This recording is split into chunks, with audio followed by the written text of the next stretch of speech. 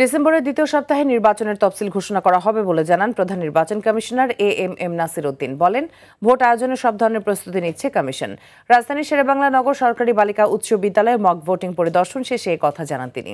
CEC বলেন, সুন্দর, গ্রহণযোগ্য ও অংশগ্রহণমূলক নির্বাচন করতে মক ভোটের পরিস্থিতি পর্যবেক্ষণ করে সেই বাস্তবতায় জাতীয় নির্বাচন করা হবে। নাজমুল হুদার রিপোর্ট।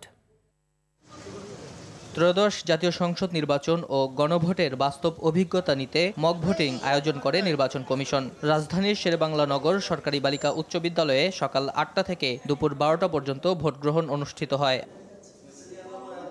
ভোট দিতে এসে সংসদ ভোট ও গণভোট নিয়ে মিশ্র প্রতিক্রিয়া জানান ভোটাররা। অনেকেই বুঝে কিংবা না বুঝেই দিয়েছেন হ্যাঁ না ভোট। দিছি না, মন চাইছে এনেকে দিছি।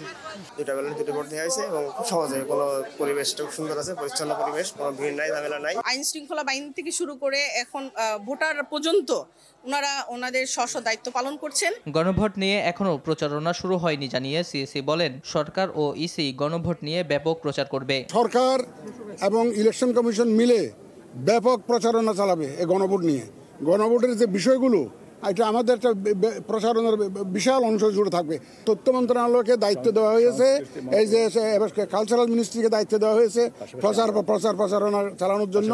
আমরাও আছি সাথে। দেশের আইন শৃঙ্খলা পরিস্থিতি পুরোপুরি ভালো না থাকলেও সার্বিকভাবে ভোটের সুষ্ঠু পরিবেশ নিশ্চিত করার কথা জানান সিইসি। তফসিল হোপফুলি আমরা যেটা আশা করছি দ্বিতীয় সপ্তাহে হবে ডিসেম্বরের। আমরা বিভিন্ন ল এনফোর্সমেন্ট ডিপার্টমেন্টের সাথে খুব ক্লোজলি কাজ করছি এবং পুলিশ, আনসার, বিজিবি, আর্মি, মানে defence, all defense forces, answer, all are actively involved. Mock ভোটের পরিস্থিতি দেখে প্রয়োজন পড়লে ভোট কেন্দ্র কিংবা বুথের সংখ্যা বাড়ানোর কথাও জানান সিইসি।